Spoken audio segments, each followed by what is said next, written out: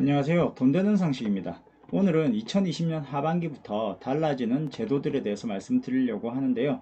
개정되는 제도들이 생각보다 많아서 전부 다 정리를 하려고 하니까 시간이 너무 길고 오래 걸리는 것 같습니다. 그래서 어느 정도 필요한 부분만 간추려서 말씀드리도록 할게요.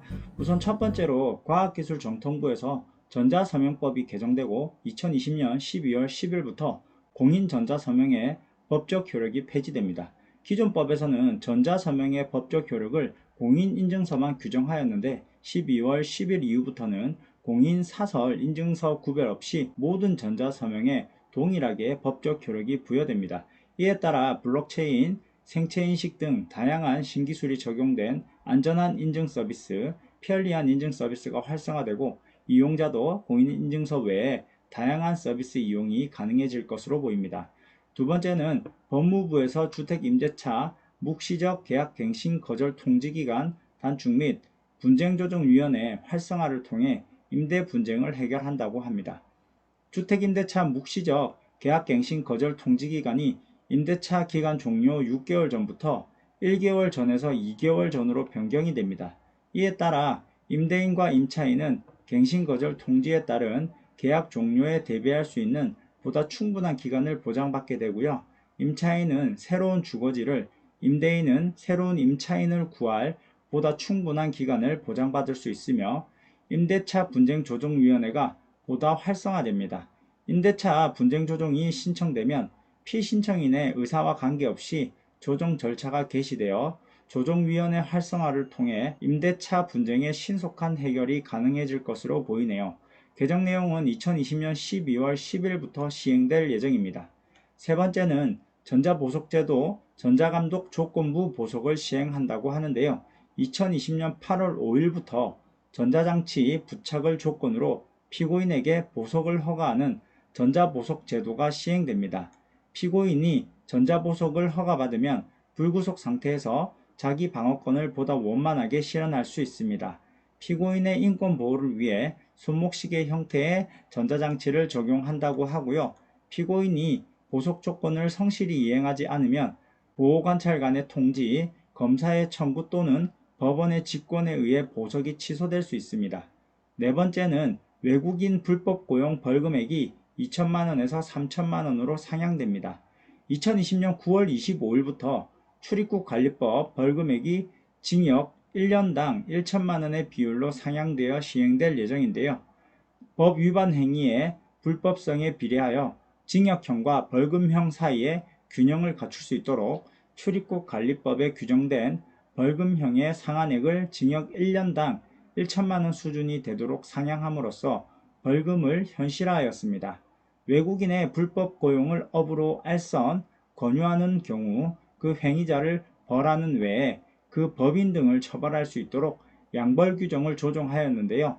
출입국 사법에 대한 가태료 처분의 경우에도 통고 처분과 같이 정상을 참작한 조치가 가능하도록 가태료 면제 규정을 신설하였습니다. 다섯 번째는 시행 불법 체류 외국인이 자진 출국 시에도 범칙금을 부과하는데요. 2019년 12월 11일 시행된 선순환 불법 체류 외국인 관리 대책에 자진 출국 신고 기간이 6월 말로 종료되며 2020년 7월 1일부터는 자진 출국하는 경우에도 범칙금이 부과됩니다. 7월에서 9월에 출국 시에는 원 범칙금에서 30%를 부과하고 10월 이후에는 원 범칙금에서 50%를 부과합니다.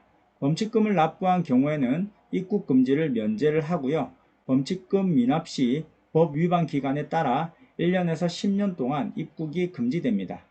여섯 번째는 행정안전부에서 어린이 안전관리에 관한 법률, 즉 어린이 안전법을 시행하는데요.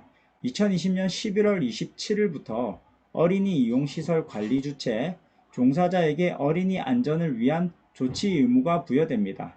어린이가 응급상황에 처한 경우 응급의료기관 등에 신고하고 이송 및 필요한 조치를 하여야 하는데요. 미조치 시에는 300만원 이하의 과태료가 부과됩니다. 직무 관련 안전사고 위험을 알게 된 경우 즉시 관계 공무원 등에게 신고하고 어린이를 보호하는 데 필요한 조치를 하여야 하는데요. 어린이에게 응급상황이 발생하는 경우에 대비하여 어린이 이용시설 종사자는 응급처치 실습 등을 포함한 안전교육을 받아야 합니다. 법률 규정 어린이 이용시설은 다음과 같은데요. 어린이집, 유치원, 초등학교, 특수학교, 학원, 아동복지시설, 대규모 점포, 유원시설, 전문체육시설, 공연장, 박물관, 미술관, 그 밖에 어린이가 빈번하게 왕래하는 시설로서 대통령령이 정하는 시설을 말합니다. 일곱 번째는 주민등록번호, 지역번호 폐지입니다. 개인정보 보호 강화의 측면에서 주민등록번호를 신규로 부여받거나 변경하는 경우에 지역번호를 폐지하고 임의번호를 부여하게 되는데요. 현재의 주민등록번호는 생년월일, 성별, 지역번호를 포함하여 13자리로 구성되어 왔으나 2020년 10월에 새로운 주민등록 정보 시스템이 구축되면 지역번호를 없애고 성별 뒤에 6자리는 임의번호로 부여될 예정입니다.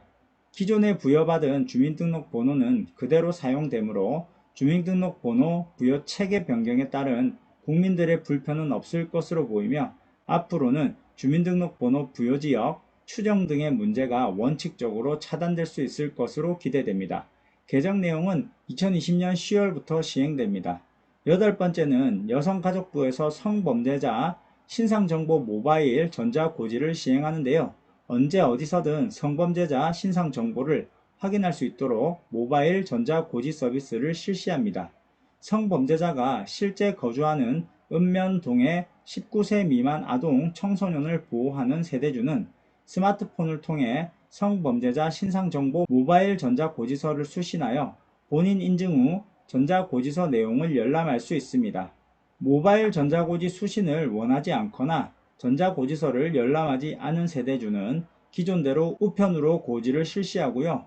다만 아동 청소년 보호기관, 학교, 학원, 유치원, 어린이집, 지역아동센터, 청소년 수련시설 등은 기존대로 우편으로 고지합니다.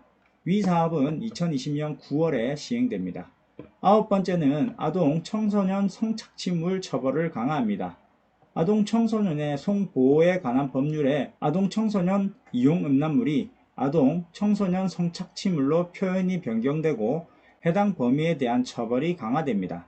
아동 청소년 성착취물을 판매한 자는 5년 이상의 징역, 배포한 자는 3년 이상의 징역, 구입 또는 소지하거나 시청한 자는 1년 이상의 징역형의 처벌을 받을 수 있습니다. 또한 아동 청소년 성착취물을 광고, 소개한 자도 처벌받게 됩니다. 또한 아동 청소년 성착취물의 제작, 판매, 알선 등의 범죄를 신고한 경우에는 해당 범죄가 기소 등의 처분을 받을 시에 신고 포상금을 받을 수 있습니다. 개정 내용은 6월 2일부터 실시됩니다. 열 번째는 소방시설공사의 분리도급을 의무화하는데요. 소방시설공사는 다른 업종의 공사와 분리하여 도급을 하여야 합니다. 다만 공사의 성질상 또한 기술관리상 분리하여 도급하는 것이 곤란한 경우에는 다른 업종의 공사와 분리하지 아니하고 도급할 수 있습니다. 분리도급이 곤란한 경우에 대하여 대통령령으로 그 범위를 정할 예정이고요. 위반 시는 300만원 이하의 벌금에 처해질 수 있습니다. 개정 내용은 2020년 9월 10일 이후에 최초로 도급하는 소방시설 공사부터 적용될 예정이고요. 공포 후 3개월이 경과한 날부터 시행합니다. 11번째는 2020년 11월 20일부터 공익침해 행위 대상 법률이 284개에서 467개로 늘어납니다.